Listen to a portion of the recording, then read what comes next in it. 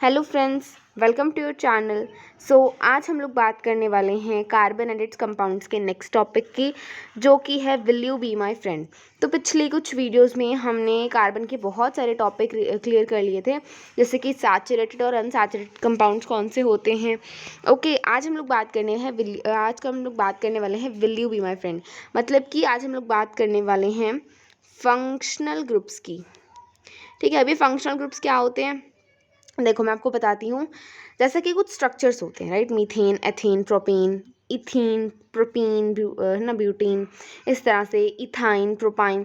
तो कुछ स्ट्रक्चर्स होते हैं, जैसे कि हम सिंपल स्ट्रक्चर की बात करेंगे, मीथेन की बात करते हैं। मीथेन का स्ट्रक्चर ऐसा होता है ना, CH4 होता है, इस तरह से इसका फॉर्मूला होता है। ठीक है, तो CH4 का स्ट्रक्चर होता है। अगर मैं आपसे कहूँ कि यार बहुत हो टाइम हो गया, हम तो यहाँ पर हाइड्रोजन हाइड्रोजन हाइड्रोजन लगा रहे हैं कब से, तो अगर मैं आपसे कहूँ कि यहाँ पर हाइड्रोजन की जगह क्या हम कुछ और कंपाउंड लगा सकते हैं। मान लो मैंने यहाँ से हाइड्रोजन रिमूव कर दिया, तो क्या मैं यहाँ पर कुछ और लगा सकती हूँ हाइड्रोजन के अलावा, कोई और एलिमेंट? तो यस, बिल्कुल लगा सकती हूँ। और वो जो एलिमेंट मैं लगाऊंगी, वो जो एलिमेंट जिसने हाइड्रोजन की जगह रिप्लेस की है, उसे हम क्या बोलेंगे? उसे हम बोलेंगे हेटेरोएटम। आगे हम लोग डिस्कस करेंगे हेटेरोएटम क्या होते हैं। ठीक है, और हेटेरोएटम्स में कुछ ग्रुप्स होते हैं, 2-3 एलिमेंट्स मिलकर हेटेरोएटम जो है ना, हेटेरोएटम्स 2-3 हेटेरोएटम्स होते हैं जो मिलकर फंक्शनल ग्रुप्स बना देते हैं। ठीक है, इनको हम कहते हैं फंक्शनल ग्रुप्स। तो यहाँ पर क्या होता है, यहाँ पर ये क्या हुआ, एक हाइड्रोजन की जगह रिप्लेस हुई। यहाँ पर एक हाइड्रोजन था, उसे मैंने हटाकर कोई और एलिमेंट ले आई मैं। फॉर एग्जाम्पल मैं ले आई ऑक्सीजन। तो अकेला तो ला नहीं सकते ऑक्सीजन। मान लो ऑक्सीजन की बात करें अगर, तो ऑक्सीजन अकेला तो आ नहीं सकता। क्यों नहीं आ सकता? क्योंकि ऑक्सीजन की वैलेंसी क्या होती है? 2, राइट। उससे तो 2 शेयरिंग करनी है ना, 2 बॉन्ड्स बनाने हैं। तो यहाँ पर कार्बन के साथ तो उसका एक ही बॉन्ड बनेगा, है ना। तो यहाँ पर क्या होगा, यहाँ पर इसका ऑक्सीजन जो है वो एक और हाइड्रोजन के साथ आएगा, इस तरह से। ओके, यहाँ पर इस साइड पे हाइड्रोजन का एक एटम, कार्बन के हाइड्रोजन का एक, सॉरी, यहाँ पर एक साइड पे ऑक्सीजन का एक इलेक्ट्रॉन कार्बन के एक इलेक्ट्रॉन से बॉन्डिंग कर रहा होगा, और दूसरी साइड पे इसका एक इलेक्ट्रॉन हाइड्रोजन के एक इलेक्ट्रॉन से बॉन्डिंग कर रहा होगा। ठीक है, तो इसको हम क्या बोल सकते हैं? इसको हम ऐसे लिख सकते हैं, सिंपली अगर मैं लिखूँ इसको तो मैं ऐसे लिख सकती हूँ इसको, OH। OH का मतलब क्या है कि O और H के बीच में भी सिंगल बॉन्ड है। ठीक है, तो यहाँ पर ये क्या हुआ, यहाँ पर एक नया एलिमेंट आया, है ना, एक नया एलिमेंट आया। तो इसे हम लोग क्या बोलेंगे? इसे हम लोग बोलेंगे हेटेरोएटम। बाकी हम लोग रीड करते हैं लाइन बाय लाइन, तो आपको इजीली समझ में आ जाएगा अच्छे तरीके से। ठीक है, इसको करते हैं रब यहाँ से। अब हम लोग बात करते हैं, इसको लाइन बाय लाइन रीड करेंगे। Carbon seems to be a very friendly atom. हमने देखा कि कार्बन जो है ना बहुत ही फ्रेंडली एटम है, किसी से भी दोस्ती कर लेता है। ठीक है, so far we have been looking at compounds containing carbon and hydrogen only. अभी तक हमने जितने भी कंपाउंड्स देखे उनके अंदर सिर्फ कार्बन और हाइड्रोजन था। बट कार्बन ऑल्सो फॉर्म, यहाँ पर क्या करेंगे हम लोग, but but carbon also form bonds with other atoms, with other elements such as halogen, oxygen, nitrogen, sulfur. Halogens क्या होते हैं? हेलोजेंस होते हैं आपका, देखो हाँ, जो पीरियोडिक टेबल होता है ना, हम आगे डिस्कस भी करेंगे चैप्टर 5 में। पीरियोडिक टेबल क्या होता है? पीरियोडिक टेबल में जो 18th ग्रुप होता है, 0 ग्रुप जिसे बोलते हैं, वो तो नोबल गैसेस होती हैं, राइट। और जो 17th ग्रुप होता है पीरियोडिक टेबल का, उसमें जैसे कि आपका ये हो गया क्लोरीन, ब्रोमीन, आयोडीन, ये सारी चीज़ें, ये होते हैं हेलोजेंस। ओके, इन्हें बोलते हैं हेलोजेंस। तो कार्बन जो है हेलोजेंस के साथ भी बॉन्ड बना सकता है, ऑक्सीजन के साथ भी बना सकता है, नाइट्रोजन के साथ भी, और सल्फर के साथ भी बना सकता है। सो इन हाइड्रोकार्बन चेन, हाइड्रोकार्बन मतलब, हाइड्रोकार्बन का चेन का मतलब क्या हुआ? इस तरह से कोई भी, मतलब यहाँ पर कार्बन कार्बन कार्बन की चेन होती जा रही है। और यहाँ पर ना हमें बताने की ज़रूरत नहीं है, हमें पहले से पता है। अगर देखो यहाँ पर क्या है, यहाँ पर हाइड्रोजन लगे हुए हैं। ठीक है, यहाँ पर हर एक कार्बन के साथ उसकी वैलेंसी के अकॉर्डिंग हाइड्रोजन लगे हुए हैं। तो अगर हम इसको हाइड्रोजन को ना भी बनाएं तो भी हमारा खुद का यहाँ पर जो है ना दिमाग काम कर लेता है कि यहाँ पर जो है क्या होने वाला है। यहाँ पर देखो, अगर मैं ये ऐसी चेन बनाऊँ, ठीक है, ऐसे मैं अगर बना दूं, तो इसका मतलब ये हाइड्रोकार्बन चेन है। अगर यहाँ पर कुछ नहीं भी लगा हुआ ना, कार्बन के साथ ऐसे बॉन्डिंग नहीं भी की हुई, नहीं हाइड्रोजन की नेमिंग की हुई, तो भी हमें पता चल जाता है कि ये हाइड्रोकार्बन चेन है। ठीक है, अगर हम ऐसे कर दें तो फिर हमें पता चल ही जाएगा, अगर ऐसे ऐसे हम हाइड्रोजन यहाँ पर लगा दें, राइट। तो ये चीज़ आपको समझनी है। सो हाइड्रोकार्बन चेन में क्या होता है, one or more hydrogens can be replaced by see these element. जैसा कि मैंने आपको बताया कि हम एक या एक से ज़्यादा भी हाइड्रोजन को रिप्लेस कर सकते हैं इन एलिमेंट से, ठीक है, इनकी जगह हाइड्रोजन की जगह ये एलिमेंट्स ला सकते हैं। Such that the valency of carbon remain satisfied, इस तरह से लाना है कि जो कार्बन की वैलेंसी है ना वो तो सेटिस्फाइड रहे, ठीक है। वैलेंसी मतलब 4 हैंड्स, कार्बन के 4 बॉन्ड होने चाहिए, 4 बॉन्ड कंप्लीट होने चाहिए, टेट्रा वैलेंसी उसकी सेटिस्फाई होनी चाहिए, वो तो उसकी सेटिस्फाई रहे, उसके साथ कोई मतलब छेड़खानी ना हो, वो ना बिगड़ जाए, उसकी जो वैलेंसी है वो ना बिगड़ जाए, उसको ध्यान में रखते हुए हमें हाइड्रोजन हटाकर कोई और एलिमेंट वहाँ पर लाना है, ठीक है। In such compound elements replacing hydrogen is refer to hetero atom. जैसा कि मैंने आपको बताया कि ऐसे कुछ कंपाउंड्स में जो एलिमेंट हाइड्रोजन की जगह ले रहा है, फॉर एग्जांपल हमने पिछला एग्जांपल देखा था ना, OH था, ठीक है। OH क्या कर रहा था, OH हाइड्रोजन की जगह ले रहा था, तो OH यहाँ पर क्या हो गया, OH यहाँ पर हेट्रोएटम हो जाएगा। These heteroatoms are also present in some groups, ये कुछ ग्रुप्स में प्रेजेंट होते हैं, यहाँ पर हम टेबल देखते हैं। These heteroatoms and the group containing these confer specific properties to compounds, ये जो हेट्रोएटम्स होते हैं ना, और ये जिस भी कंपाउंड में प्रेजेंट होते हैं उसमें एक स्पेसिफिक प्रॉपर्टीज छोड़ देते हैं, ठीक है। ऑब्वियस सी बात है कि कुछ ना कुछ तो स्पेशलिटी आएगी ना अगर हम एक नया एलिमेंट ला रहे हैं तो, राइट। तो यहाँ पर ये कुछ स्पेसिफिक प्रॉपर्टीज शो कर देते हैं, स्पेसिफिक प्रॉपर्टीज छोड़ देते हैं जिस कंपाउंड में ये एग्जिस्ट रहते हैं, ठीक है। So regardless of the length and nature of the carbon chain and hence called functional group, ये फंक्शनल ग्रुप की डेफिनेशन है, ठीक है, बट फंक्शनल ग्रुप यही होते हैं, ठीक है। So some important functional groups are given in table 4.3, आपके सिलेबस में इतने ही फंक्शनल ग्रुप हैं, जब आप हायर क्लासेस में जाओगे तो आप और भी फंक्शनल ग्रुप्स के बारे में डिस्कस करोगे, पढ़ोगे, ओके। सो फ्री वैलेंसी और valencies of the group are shown by single line, जो वैलेंसी दिखाई हुई है, फ्री वैलेंसी है या फिर वैलेंसीज जो है वो सिंगल लाइन से ऐसे दिखाई हुई हैं, ठीक है। So is attached, the functional group is attached to the carbon chain through this valency by replacing one hydrogen atom or other। जैसा कि हमने बात कर ही ली कि फंक्शनल ग्रुप कैसे अटैच होते हैं कार्बन चेन से, एक हाइड्रोजन या 2 हाइड्रोजन को या फिर जितने भी हाइड्रोजन को रिप्लेस करके, ठीक है, उसकी जगह कोई और एलिमेंट लाकर, ठीक है।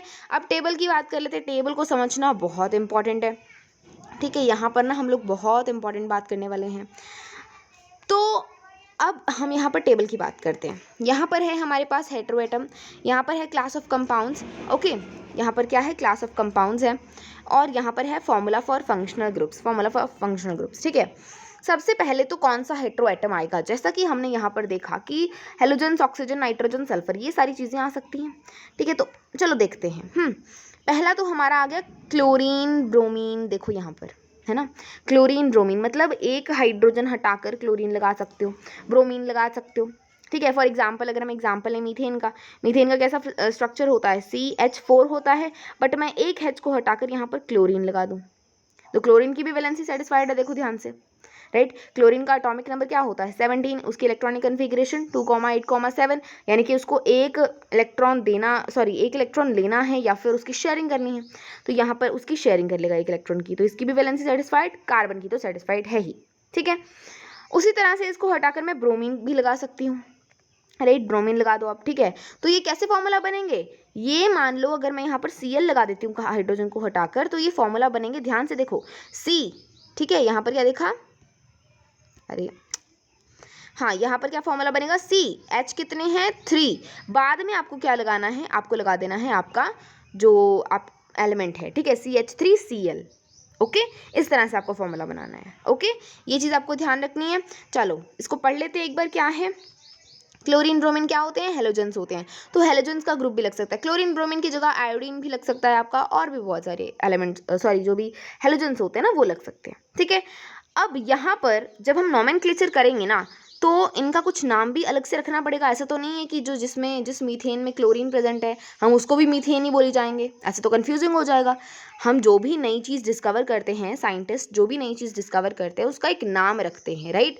जब हमारा जन्म होता है तो सोसाइटी हमें एक नाम दे देती है और हम खुद को, सारी सोसाइटी के लोग और हम भी खुद को उसी नाम से जाने लगते हैं, राइट। उसी तरह से यहाँ पर एक नया कंपाउंड फॉर्म हो रहा है कि CH4 था, है ना, H3 रह गए और एक हाइड्रोजन हटाकर मैंने क्लोरीन लगा दिया, अब इसका भी तो नया नाम होना चाहिए, ये तो एक नई चीज़ बन गई, राइट। तो इसीलिए नोमेनक्लेचर आगे हम देखेंगे, उसमें हम डिस्कस करेंगे किस तरह रखते हैं आप, नाम कैसे रख सकते हो एलिमेंट्स के, ठीक है। तो जब नाम रखेंगे ना तो अपने वो जो आपका होगा नाम होगा उसके सामने आप एक प्रीफिक्स लगा दोगे। क्लास आपने छोटी क्लासेस में पढ़ा होगा इंग्लिश में, सफिक्स प्रीफिक्स क्या होते हैं। सफिक्स क्या होते हैं, जो वर्ड के एंड में लगते हैं, ठीक है, और उसका मतलब चेंज कर देते हैं। और प्रीफिक्स मतलब जो वर्ड के पहले लगकर उसका मतलब चेंज कर देते हैं, ठीक है।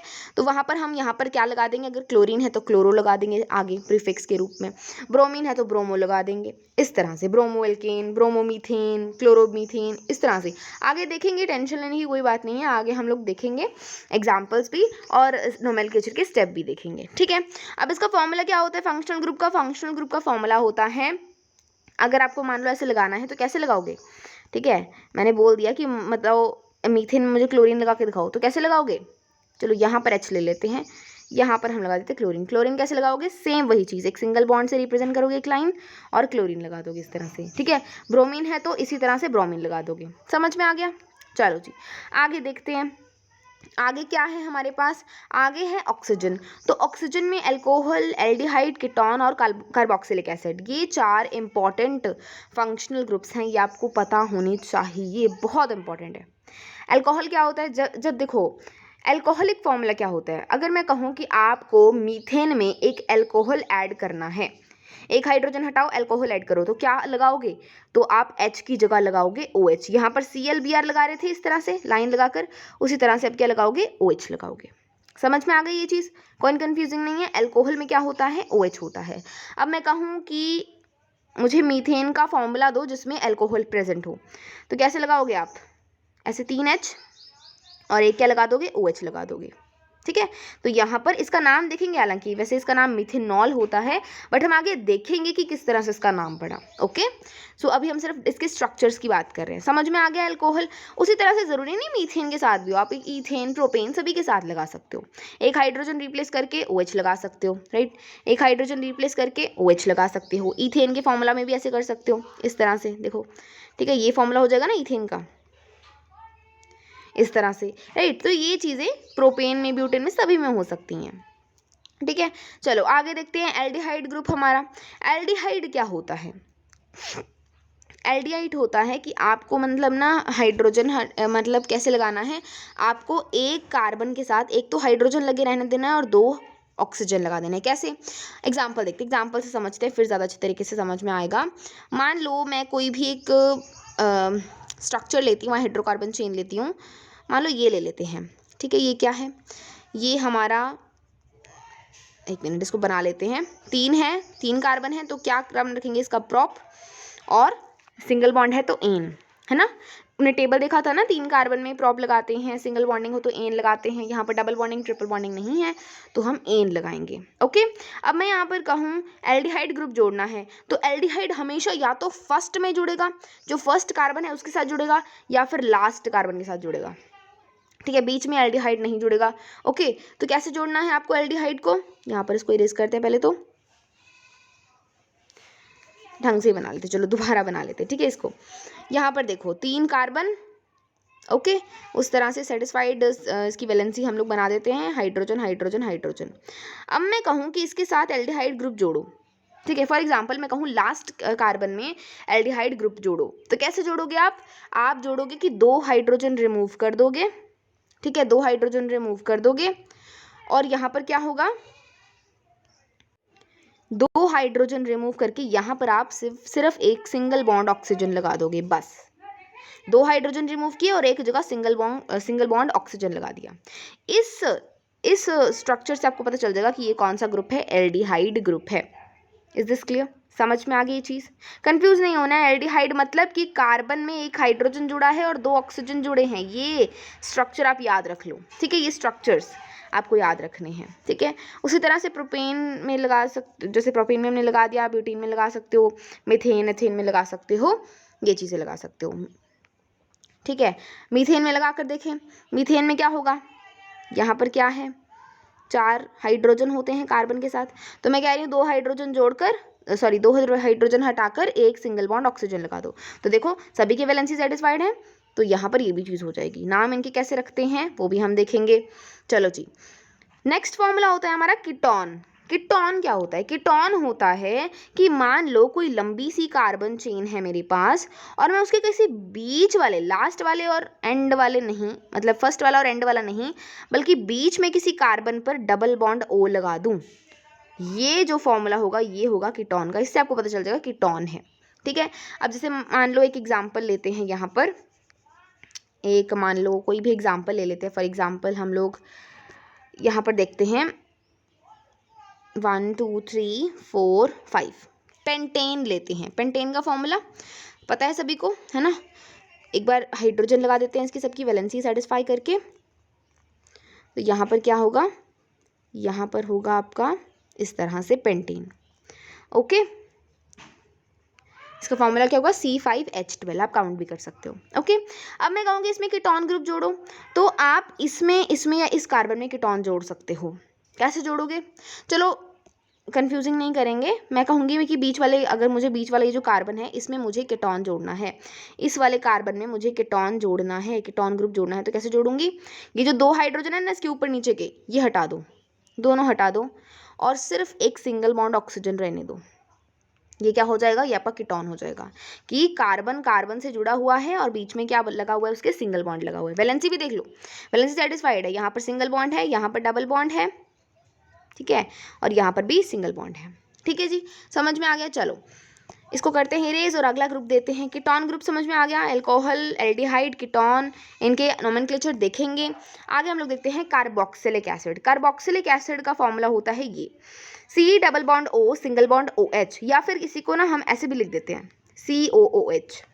ठीक है, वो भी one of the same thing है, अगर आप लिखना चाहो तो ऐसे भी लिख सकते हो, बट आपको थोड़ा सा कंफ्यूजिंग ना लगे कैसे बना ये COOH, ये आपको ऐसे दिखाया गया। कार्बन के साथ डबल बॉन्ड कर दिया, इधर इसके साथ कोई और कार्बन जुड़ा होगा और इधर लगा दिया OH। ये भी फर्स्ट में या फिर एंड में ही लगेगा, मोस्टली हम लोग एंड में ही लगाते हैं, ठीक है, ताकि हम स्ट्रक्चर को ईजी कर पाएँ। तो यहाँ पर हम इसका भी एग्जाम्पल देख लेते हैं। मान लो यहाँ पर क्या है मेरे पास, यहाँ पर कोई भी मान लो एक स्ट्रक्चर है, मान लो ब्यूटेन ले लेते हैं इस बार। ठीक है, ब्यूटेन ले लेते हैं। तो यहाँ पर क्या होगा? यहाँ पर इसका हाइड्रोजन, इसकी वैलेंसी ढंग से कर लेते हैं इसको, अरे यार, इसको हम लोग ढंग से थोड़ा सा बना लेते हैं, बॉन्डिंग कर लेते हैं। हाइड्रोजन हाइड्रोजन हाइड्रोजन हाइड्रोजन, इधर भी लगाया, यहाँ पर हमने हाइड्रोजन लगा दी सभी जगह। ओके, समझ में आ गई ये चीज़? अब देखो, अब क्या करेंगे? कार्बोक्सिलिक एसिड का मतलब है कि यहाँ पर इस कार्बन पे या इस कार्बन पे फोकस करना है, लास्ट वाले कार्बन पे हम लोग कार्बोक्सिलिक एसिड लगाते हैं। तो कैसे लगाएंगे? क्या करना है आपको? तीनों H रिमूव कर दो, तीनों H रिमूव कर दो, कार्बन को फ्री कर दो एक बार। ठीक है, अब कार्बन क्या कहेगा? कार्बन कहेगा मेरी वैलेंसी तो पूरी करो, मेरे साथ कोई एलिमेंट होना चाहिए रहा साथ में, राइट? तो यहाँ पर कार्बन को स्टेबल करना है। तो कार्बोक्सिलिक एसिड अगर आप जोड़ोगे तो क्या करोगे? एक तो डबल बॉन्ड O लगा दो और एक यहाँ पर OH लगा दो, तो ये क्या बन जाएगा? ये आपका एक कार्बोक्सिलिक एसिड वाला ग्रुप बन जाएगा, कार्बोक्सिलिक एसिड वाला आपका हाइड्रोकार्बन चेन बन जाएगी। ओके जी, समझ में आई थी चीज़? ठीक है, तो ये होते हैं हमारे फंक्शनल ग्रुप्स। ठीक है, आई होप इनके स्ट्रक्चर समझ में आ गए होंगे। ठीक है, इनका जो है फॉर्मूला कैसे रिप्रेजेंटेशन करना है, अल्कोहल का, एल्डिहाइड, कीटोन और कार्बोक्सिलिक एसिड, इन सभी के मैंने एक एक एग्जांपल से आपको समझाया है। सो आई होप समझ में आ गया होगा। नोमेनक्लेचर आगे देखते ही हैं बाकी। ठीक है, चलो आगे हम लोग बात करते हैं होमोलॉगस सीरीज। ये भी बहुत बहुत इंपॉर्टेंट है। होमोलॉगस सीरीज क्या होता है? You have seen that carbon atoms can be linked together to form chain of varying lengths, right? Carbon, हमने देखो कार्बन एटम्स ना आपस में जुड़ जुड़ के बहुत लंबी लंबी चेन बना सकते हैं और वो ब्रांचिंग भी कर सकते हैं, right? In addition hydrogen atom और other atoms on these carbon chain can be replaced by any of the functional group that we saw above। हमने देख लिया कि हाइड्रोजन एटम को कि हम किसी और एटम से रिप्लेस कर सकते हैं, फंक्शनल ग्रुप लगा सकते हैं, right? The presence of a functional group such as alcohol decides the property of the carbon compound. अब उसमें जो मान लो एक कार्बन कंपाउंड है मेरे पास, हमें पहले तो देखना है कि उसमें फंक्शनल ग्रुप है या नहीं। तो फंक्शनल ग्रुप अगर उसमें प्रेजेंट है, तो मान लो for example alcohol functional group present है, तो मतलब कि अल्कोहल जो फंक्शनल ग्रुप है वो उस कार्बन कंपाउंड की प्रॉपर्टी डिसाइड करेगा, वो पूरा कार्बन कंपाउंड अल्कोहलिक हो जाएगा, राइट? अगर हम एक कार्बन कंपाउंड लें, कोई भी ले लेते हैं, ईथेन ले लेते हैं, ईथेन कार्बन कंपाउंड लें और इसमें लगा दें OH, तो क्या होगा? यहाँ सभी जगह HH है, तो ये जो OH है ना, ये एक OH ही इसकी पूरी की प्रॉपर्टी बदल देगा, इसको पूरे को अल्कोहलिक कर देगा, या फिर इसकी पूरी की प्रॉपर्टीज जो है वो इस फंक्शनल ग्रुप पर डिपेंड करेंगी। ओके, समझ में आ गई इतनी चीज़। चलो आगे देखते हैं, कहाँ थे हम। regardless of the length of the carbon chain. For example, the chemical properties of CH3OH, C2H5OH, C3H7OH, C4H9OH, ये क्या हैं? ये आपके मीथेन, एथेन, प्रोपेन है, बट एल्कोहल जो फंक्शनल ग्रुप है वो इसके अंदर ऐड कर दिया गया है। देखो ध्यान से समझो, यहाँ पर मैं आपको धीरे धीरे करके समझा देती हूँ। देखो ऊपर चलते हैं हम लोग, यहाँ पर देखते हैं। मान लो मेरे पास CH4 है, अब इसमें मैं अगर मुझे अल्कोहलिक ग्रुप लगाना है तो CH3OH लगा सकती हूँ, एक कार्बन हटा के। उसी तरह से C2H6 है तो एक हाइड्रोजन हटाऊंगी इसमें से तो C2H5 रह जाएगा, उसकी जगह क्या आ जाएगा, एक हाइड्रोजन की जगह OH आ जाएगा। उसी तरह से आपका प्रोपेन ब्यूटेन, ठीक है, सेम आएगा आपकी इस तरह से। देखो CH3OH ये है मिथेनॉल, ये है इथेनॉल, ये है प्रोपेनॉल, ये है ब्यूटेनॉल, ठीक है। उसी तरह से हम लोग देखेंगे, बाकी नोमेनक्लेचर हम आगे कर ही लेंगे, ठीक है। Are all very similar. अब ये जो सारी है ना कंपाउंड्स, ये बहुत ज़्यादा सिमिलर हैं आपस में। क्यों सिमिलर है? क्योंकि इनके अंदर एक सिमिलर फंक्शनल ग्रुप प्रेजेंट है। तो सभी की प्रॉपर्टीज अल्कोहलिक हो गई। अगर अल्कोहल फंक्शनल ग्रुप इनके अंदर प्रेजेंट है तो सभी की प्रॉपर्टीज क्या हो गई, सेम हो गई, अल्कोहलिक प्रॉपर्टीज हो गई। Hence, such a series of compounds in which the same functional group substitutes for hydrogen in a carbon chain is called homologous series। तो ऐसी सीरीज में जिसमें जो सेम फंक्शनल ग्रुप जो है ना वो क्या करते हैं, हाइड्रोजन को सब्सटीट्यूट करते हैं किसी भी कार्बन चेन में, तो उसे हम बोलते हैं होमोलॉगस सीरीज। ठीक है जी, समझ में आ गई इतनी चीज। चलो let us look at the homologous series that we saw earlier in the table 4.2। If we look at the formula of successive compounds, मान लो अगर हम फंक्शनल ग्रुप को नहीं भी लेते, अगर हम कंफ्यूजिंग ना करते हुए सिचुएशंस को, अगर हम नॉर्मल बात करें, हमारे पास एल्केन्स की बात करते हैं, क्या होता है, CH4, C2H6, C3, ढंग से लिखते हैं इसको, C3H8, C4H10 and so on, ठीक है। अब यहाँ पर क्या होगा, अगर मैं आपको कहूँ कि आपको इसमें क्या चीज़ एक आप नोटिस कर पा रहे हो, अभी तो नहीं कर पा रहे होगे बट अभी मैं आपको बताऊंगी तो आप कहोगे यस, ये चीज़ तो इसमें नोटिस करने वाली है। क्या चीज़ नोटिस करने वाली है, ध्यान से देखो इस चीज़ को। यहाँ पर हम लोग क्या देखेंगे कि इसमें और इसमें, यानी कि दो सक्सेसिव कंपाउंड्स के बीच में, ये क्या है, सक्सेसिव मतलब एक दूसरे को जो साथ साथ है, ठीक है। अब ये जो कंपाउंड्स हैं इनमें कितना डिफरेंस आ रहा है, ज़रा बताओ मुझे। देखो आप कहोगे कि एक तो कार्बन का डिफरेंस आ रहा है, यहाँ पर 2 है, यहाँ पर 1 है, और 2 हाइड्रोजन का डिफरेंस आ रहा है। कितना डिफरेंस आया, CH2 का डिफरेंस आया, बिल्कुल सही बात है। अगर मैं कहूँ आप नीचे वाले देखो, नीचे वाले सक्सेसिव कंपाउंड्स का डिफरेंस देखो, तो आप कहोगे इसमें भी एक कार्बन का डिफरेंस है और 2 हाइड्रोजन का डिफरेंस है। अगर मैं कहूँ आगे देखो, CH4 और C4H10 और C3H8 में कितने का डिफरेंस है, तो आप कहोगे इसमें भी CH2 का डिफरेंस है। ध्यान से देखो, राइट। तो इसका मतलब क्या हुआ, मतलब कि कोई भी ऐसी सीरीज कार्बन चेन की, कार्बन हाइड्रोकार्बन चेन की, जिसके अंदर CH2 से सक्सेसिव कंपाउंड्स डिफर कर रहे हैं CH2 से, तो वो हमारी होमोलॉगस सीरीज हो सकती है, राइट। अब ये तो एल्केन्स का एग्जांपल था, हम एल्केन्स एल्काइंस का भी ले सकते हैं। यहाँ पर देखो, देखते हैं लेके, यहाँ पर देखो क्या होता है, एल्कीन्स का जनरल फॉर्मूला क्या होता है, एल्कीन्स, मीथेन तो एग्जिस्ट ही नहीं करता, वो हमने देख लिया था। इथीन से स्टार्ट करेंगे। इथीन क्या होता है, C2H कितना होता है, देखो CnH2n होता है एल्कीन्स का जनरल फॉर्मूला। CnH2n मतलब H2n, तो यहाँ पर आ जाएगा 4। यहाँ पर देखो नेक्स्ट क्या होगा, 6, नेक्स्ट क्या होगा 8, नेक्स्ट क्या होगा C5H10, इस तरह से होगा। अब इसमें भी ध्यान से देखो, इसमें भी अगर आप देखोगे तो CH2 का ही आपको डिफरेंस दिखेगा। ध्यान से देखो ज़रा, C2H4 और C3H6, CH2 का डिफरेंस है, इन दोनों में भी CH2 का डिफरेंस है, ठीक है। अब एल्काइंस की बात कर लेते हैं। हमने देख लिया कि एल्केन्स और एल्कीन्स दोनों में ही हमारी ये जो प्रॉपर्टी है, ये होमोलॉगस सीरीज वाला जो डिफरेंस है ये एग्जिस्ट करता है। एल्काइंस में देख लें, एल्काइंस में मिथाइन तो एग्जिस्ट करता नहीं, हमने पहले डिस्कस किया था। इथाइन से स्टार्ट करते हैं। इसका फॉर्मूला क्या होता है, CnH2n-2, ठीक है, C2H2, C3H4, C4 आ जाएगा तो यहाँ पर क्या आ जाएगा, यहाँ पर आ जाएगा H6। अब ध्यान से देखो, इसमें क्या फॉर्मूला है, इसमें भी CH2 का डिफरेंस है। इसमें भी CH2 का डिफरेंस है। तो मतलब कि यहाँ पर हमने क्या देखा, होमोलॉगस सीरीज में क्या होता है, दो सक्सेसिव कंपाउंड्स के बीच में क्या होता है, CH2 यूनिट का डिफरेंस होता है। समझ में आई ये चीज? ओके, सो नेक्स्ट है what is the difference between next pair propane और ब्यूटेन में। अब प्रोपेन क्या होता है, प्रोपेन होता है C3H8, राइट, एन है ना, एल्केन है तो वो वाला फॉर्मूला लगेगा H2n+2 वाला। तो यहाँ पर इसमें और इसमें कितने का डिफरेंस है मुझे बताओ, इसमें भी CH2 का ही डिफरेंस है। ठीक है, तो ये चीज़ आपको समझनी है। ओके, आगे देखते हैं, can you find out the difference in molecular mass between these pairs the atomic mass. उसी तरह से आप ना इनके मॉलिक्यूलर मास का भी डिफरेंस निकाल सकते हो।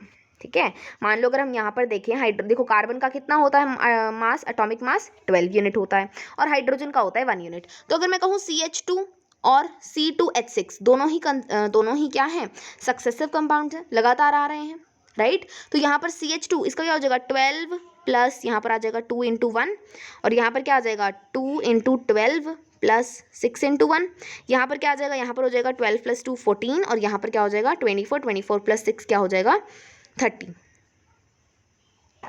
इस तरह से आप इनका मॉलिक्यूलर फॉर्मूला का भी डिफरेंस निकाल सकते हो, इनमें माइनस करके देख लो। ठीक है, मॉलिक्यूलर फॉर्मूला का भी आप डिफरेंस निकाल सकते हो। समझ में आई चीज़? ठीक है, आई होप क्लियर है। हार्ड तो नहीं था होमोलॉगस सीरीज में, ये आपको याद रखना है कि दो सक्सेसिव कंपाउंड्स के बीच में CH2 का डिफरेंस है। ठीक है, similarly take the homologous series for alkenes. Alkenes की हमने देख ली। सो यहाँ पर लेके देख ली हमने उसकी एल्कीन्स की homologous series. So the first member of the series is ethene which we have already come across in section 4.21 with what is the formula of ethene. Ethene का फॉर्मूला क्या होता है पता है सभी को, इथीन का फॉर्मूला क्या होता है, इथीन एथ मतलब C2, ईन मतलब क्या है, डबल बॉन्ड है, तो C2H क्या हो जाएगा, यहाँ पर देखो CnH 2n का है तो 4 लग जाएगा। ठीक है जी, ठीक है, क्लियर है इतनी चीज़। चलो नेक्स्ट हम लोग बात करते हैं the succeeding members have the formula C3H6 C4H8 C5H10। Do these also differ by CH2, कि इनमें भी CH2 का डिफरेंस है? बिल्कुल है। ठीक है, इसमें भी क्या है, CH2 का ही डिफरेंस है। तो यहाँ पर हमने क्या देखा, यहाँ पर हमने ये देखा कि इनमें जो है क्या आ रहा है, CH2 डिफरेंस का यूनिट का डिफरेंस आ रहा है CH2 का। Okay, so do you see any relation between the number of carbon and hydrogen atoms in these compounds. क्या आपने इनमें कोई मतलब नंबर ऑफ हाइड्रोजन एटम्स और कार्बन एटम्स के बीच में कोई रिलेशंस देखा? The general formula for alkenes is CN, वही बता रहे हैं हमें जो हमने पहले डिस्कस कर ही लिया। ठीक है, सो एल्कीन्स का फॉर्मूला क्या होता है, CnH2n। ठीक है, जिसमें एन कोई भी होल नंबर हो सकता है 1 से लेकर कभी तक, है ना। और यहाँ पर उसी तरह से आप एल्केन्स और एल्कीन्स का भी निकाल सकते हो। एल्केन्स का CnH2n+2, एल्काइंस का CnH2n-2, हमने डिस्कस कर लिया। As the molecular mass increases in an homologous series, gradation in physical properties is seen. जैसे जैसे होमोलॉगस सीरीज में हम आगे बढ़ते जाएंगे मॉलिक्यूलर मास बढ़ता जाएगा, राइट। कार्बन पहले 1 थे, मतलब एटॉमिक मास कितना था 12 था, है ना। तो बाद में क्या हो जाएगा 24, बाद में 36 हो जाएगा, इस तरह से 12 का टेबल चलता जाएगा, है ना। तो मॉलिक्यूलर मास इंक्रीज होगा ना ओवरऑल कंपाउंड का। तो मॉलिक्यूलर मास अगर इंक्रीज होगा तो इनकी फिजिकल प्रॉपर्टीज में भी ग्रेडेशन देखने को मिलेंगी। ठीक है, यही वजह है कि जो मेल्टिंग और बॉइलिंग पॉइंट होता है ना, जब जैसे जैसे हमारा मॉलिक्यूलर मास बढ़ता है ना, बढ़ता है, तो उसी तरह से मेल्टिंग और बॉइलिंग पॉइंट भी इंक्रीज होता है। अब समझ में आया क्यों इंक्रीज होता है, क्योंकि मॉलिक्यूलर मास बढ़ेगा तो ग्रेडेशन होगी प्रॉपर्टीज में, फिजिकल प्रॉपर्टीज में। इसीलिए जब मॉलिक्यूलर मास बढ़ता है तो मेल्टिंग और बॉइलिंग पॉइंट भी बढ़ती हैं। ठीक है, चलो other physical properties such as solubility in a particular solvent also show the same gradation. कोई और फिजिकल प्रॉपर्टी है, मान लो कोई सॉल्युबिलिटी हो गई किसी भी पर्टिकुलर सॉल्वेंट में, वो भी सेम ग्रेडेशन से ही शो करेगी, बट जो केमिकल प्रॉपर्टीज हैं वो सेम रहेंगी, which are determined solely by the functional group. Chemical properties को तो फंक्शनल ग्रुप डिसाइड करेगा, है ना, तो वो तो सेम ही रहेंगी सारी केमिकल प्रॉपर्टीज में। ठीक है, समझ में आया। चलो एक्टिविटी देखते हैं 4.2, calculate the difference in the formula and molecular mass. आपको डिफरेंस निकालना है, निकाल सकते हो आई होप सभी, है ना। CH3OH C2H5OH, यहाँ पर देखो C2H5OH और C3H7OH, तो इसमें क्या आ रहा है, इसमें CH2 का डिफरेंस आ रहा है, इसमें CH2 का डिफरेंस आ रहा है, इसमें भी सेम है। ठीक है, तो आप देख सकते हो यहाँ पर निकाल के। So is there any similarity in these three, क्या ना कोई सिमिलैरिटीज है? बिल्कुल है, ध्यान से देखो सबके साथ क्या लगा हुआ है, OH, मतलब एल्कोहल वाला फंक्शनल ग्रुप है ना। सो यहाँ पर arrange these alcohols in the order of increasing carbon atoms. जैसे जैसे कार्बन एटम्स बढ़े ना तो आपको इंक्रीजिंग कार्बन एटम्स की फॉर्म में इनको अरेंज करना है, कर सकते हो। बेक जिसमें एक कार्बन है वो पहले लगा दो, 2 कार्बन वाला बाद में, 3 कार्बन वाला बाद में, 4 कार्बन वाला बाद में, इस तरह से, है ना। So can we call this family a homologous series? क्या हम इसको होमोलॉगस सीरीज कह सकते हैं इस फैमिली को? फैमिली तो हुई ना अल्कोहल वाली, है ना। तो जैसे हमारे यहाँ पर जैसे वो होते हैं ना, हमारे जैसे पीछे सरनेम्स लगते हैं हमारे, ठीक है, शर्मा, गुप्ता, इस तरह से जो भी हमारे लगते हैं, है ना, सरनेम्स। उसी तरह से यहाँ पर होमोलॉगस सीरीज में अल्कोहल वालों के पीछे अल्कोहल वाला आपका OH वाला जो है ना सरनेम, इस तरह से आप देख सकते हो, ठीक है, कि वो अल्कोहल वालों में क्या है, OH जो है सिमिलर है, तो एक तरह से उसका सरनेम है इनका। सारे अल्कोहल वाले कंपाउंड्स में आपको देखने को मिलेगा। उसी तरह से ये सेम चीज़ आप समझ सकते हो, ठीक है, मैंने एग्जाम्पल दी थी सरनेम वाला, बट चलो आप आई होप समझ में तो आ ही गया होगा, ठीक है। तो इसको होमोलॉगस सीरीज बोल सकते हैं, बिल्कुल बोल सकते हैं। सभी में CH2 का डिफरेंस है, right. So generate the homologous series for the compound containing up 4 carbon and other functional group, table 4.3 हम लोग आगे देखेंगे। चलो नोमेनक्लेचर की बात करते हैं। फाइनली आया नोमेनक्लेचर ऑफ कार्बन कंपाउंड। अब आप कह रहे होगे नोमेनक्लेचर ठीक है, बट ये होता क्या है नोमेनक्लेचर? तो यहाँ पर नोमेनक्लेचर का क्या मतलब होता है? नोमेनक्लेचर का मतलब होता है नामकरण। ढंग से लिखते हैं, थोड़ा सा साफ साफ,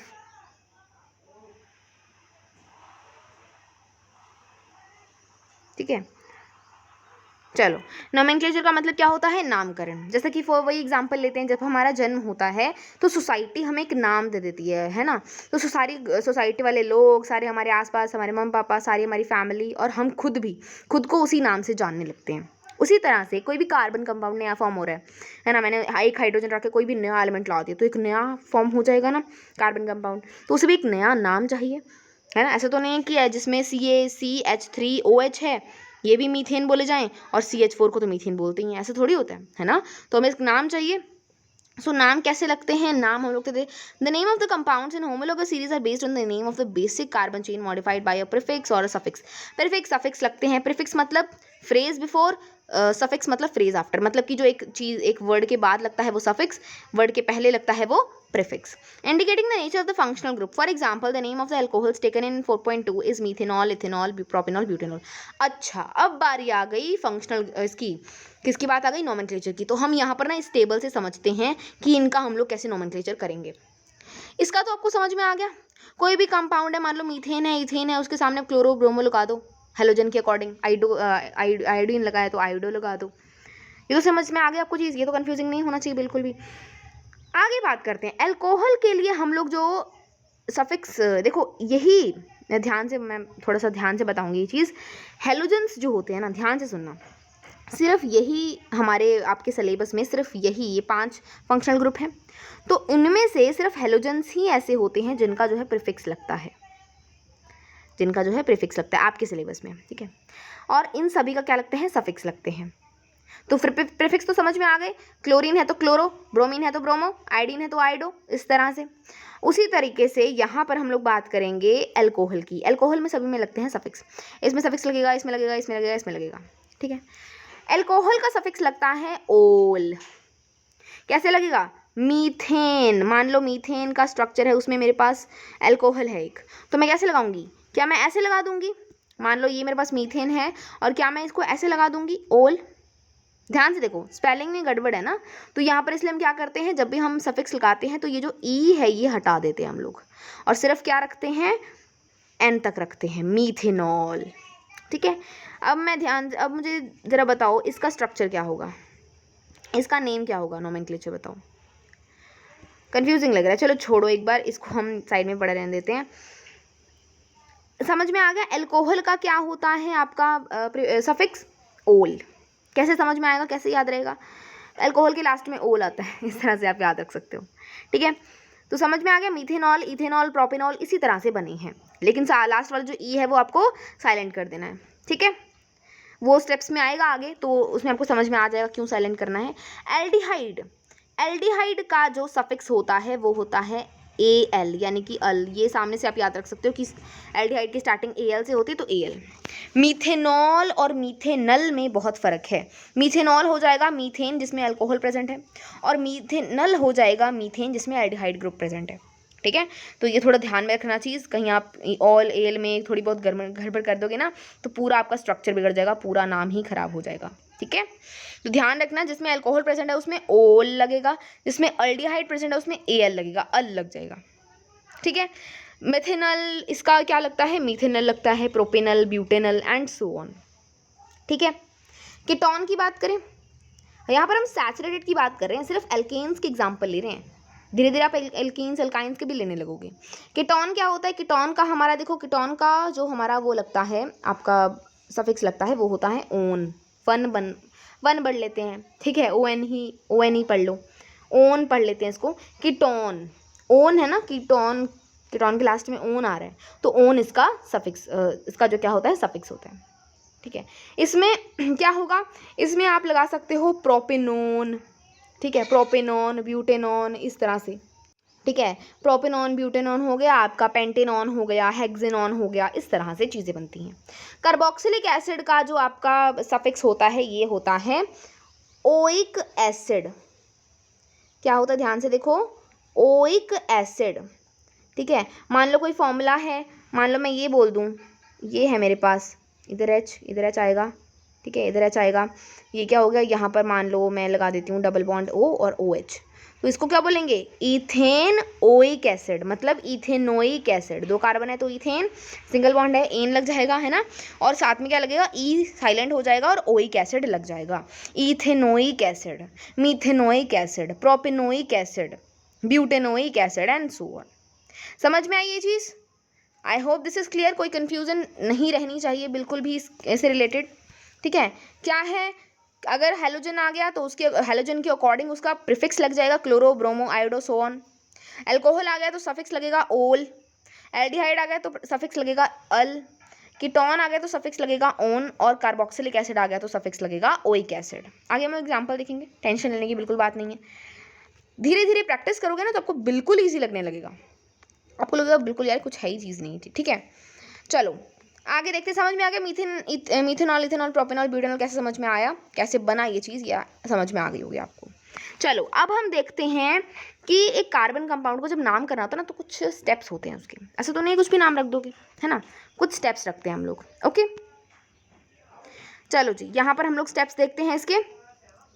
फर्स्ट स्टेप होता है हमारा identify the number of carbon atoms in a compound. सबसे पहले तो ये आइडेंटिफाई करो कि number of carbon of compounds कितने हैं, इससे क्या फर्क पड़ेगा, एक कार्बन है तो मेथ लगा देंगे हम लोग, है ना, अगर एक कंपाउंड में एक कार्बन है तो मेथ लगा देंगे, 2 कार्बन है तो एथ लगा देंगे, 3 कार्बन तो prop, 4 carbon but, 5 carbon pent, 6 carbon hex, वो टेबल देखी थी ना, मेथ, एथ, प्रोप, ब्यूट, पेंट, हेक्स, वो सारी चीज़ें। ठीक है, यहाँ पर देखो जैसे इन्होंने एग्जाम्पल दिया कि 3 कार्बन एटम है तो प्रोप लगेगा। ठीक है, चलो आगे देखते हैं नेक्स्ट स्टेप क्या होता है। पहला स्टेप हो गया कार्बन एटम्स काउंट कर लिए, वो तो हम कर ही लेंगे, है ना, आसानी से, एक कार्बन है तो मेथ, 2 कार्बन है एथ, 3 कार्बन है प्रोप एंड सो ऑन। ठीक है, चलो आगे देखते हैं, in case a functional group is present, अगर कोई फंक्शनल ग्रुप प्रेजेंट है तो it is indicated in the name of the compound with either prefix और सफिक्स, जैसा कि हमने देख ही लिया। हम आगे देखेंगे, टेबल है हमारा टेबल 4.4, उसमें हम देखेंगे सारे उसमें दे रखे हैं आपके सफिक्स प्रीफिक्स कौन से लगेंगे, राइट।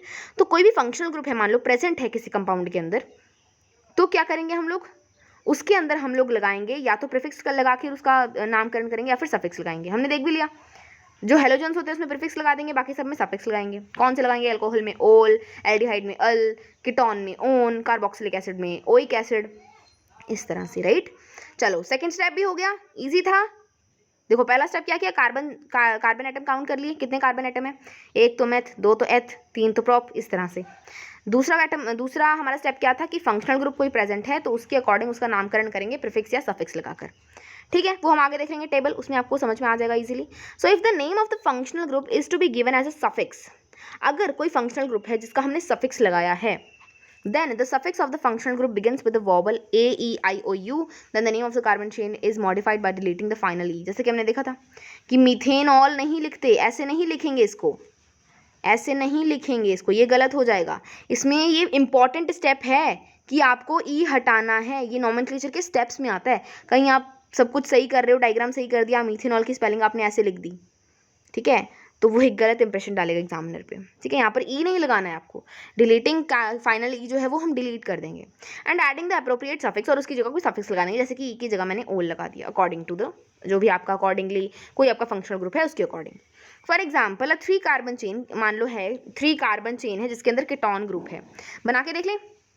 चलो जी बना लेते हैं, कोई दिक्कत नहीं, हमें तो आता है। 3 कार्बन चेन है मान लो इस तरह से, प्रोपेन है, इसके अंदर क्या है, इसके अंदर कीटोन ग्रुप है। कीटोन कौन सा होता है, बीच में कहीं ऑक्सीजन लग रहा है ना। ये धीरे धीरे याद हो जाएंगे, टेंशन लेने की बात नहीं है। अब यहाँ पर देखो क्या करेंगे, यहाँ पर इसका नाम कैसे रखेंगे। देखो एक तो हमें पता है पहला स्टेप क्या था, प्रोपेन प्रोप, है ना।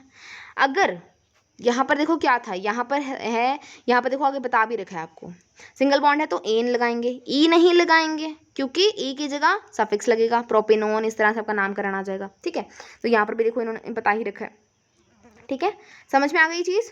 चलो आगे देखते हैं। If carbon atoms, if carbon chain is unsaturated, unsaturated मतलब कि अगर उसके अंदर डबल या ट्रिपल बॉन्ड है तो उसकी जगह हम लोग एन या आइन लगाएंगे लास्ट में, ठीक है। और अगर सिंगल बॉन्ड है, सैचुरेटेड है, तो एन लगाएंगे, ठीक है। मान लो 3 कार्बन एटम है, 3 कार्बन एटम की वो चेन है जिसके अंदर डबल बॉन्ड है तो हम क्या लिखेंगे, प्रोपीन।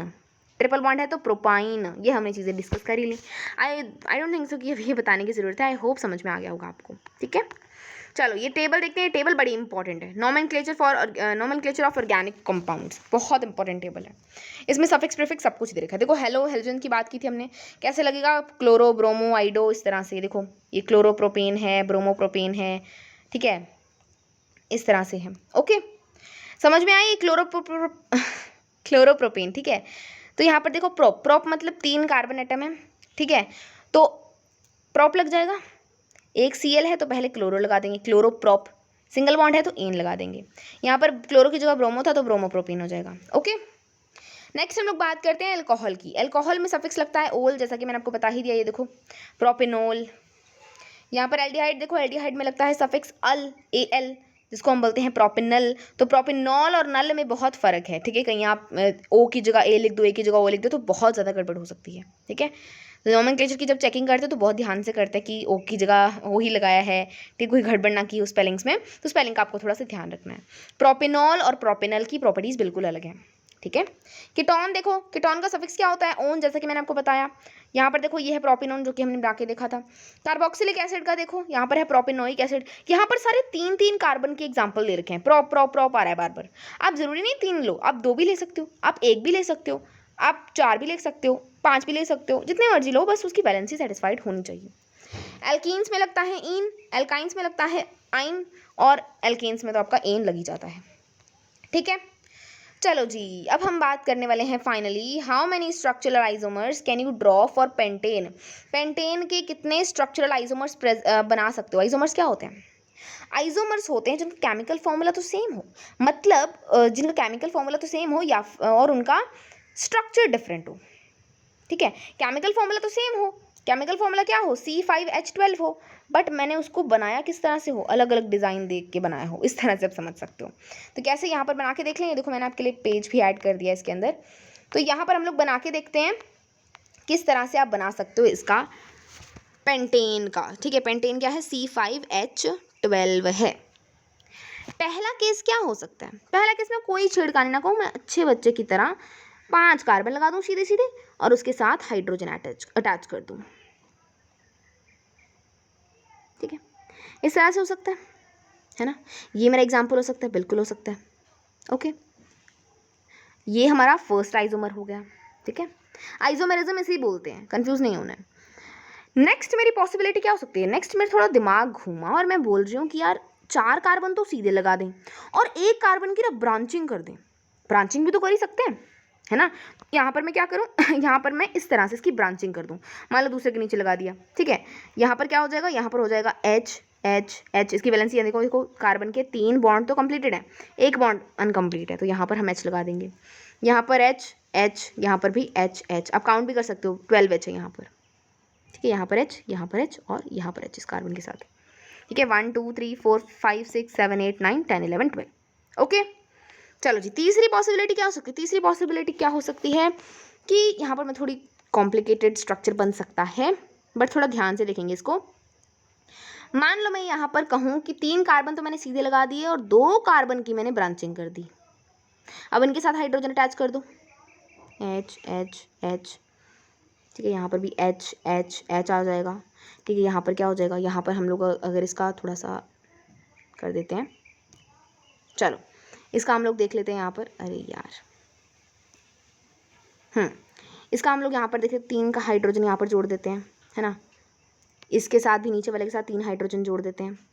तो यहाँ पर देखो, यहाँ पर क्या हो जाएगा, यहाँ पर ये भी एक तरह से स्ट्रक्चरल आइसोमर है पेंटेन का, है तो देखो केमिकल फॉर्मूला तो तीनों का सेम है, C5H12 है, बट इनको बनाने का तरीका डिफरेंट हो गया। पहले मैंने सीधे सीधे ड्राइंग बना दी, सीधी सीधी लाइन बना दी। नेक्स्ट स्टेप में, सेकंड स्टेप मैंने क्या किया कि मैंने सोचा कि यार एक कार्बन को हटाकर ना इधर ब्रांचिंग कर देते हैं।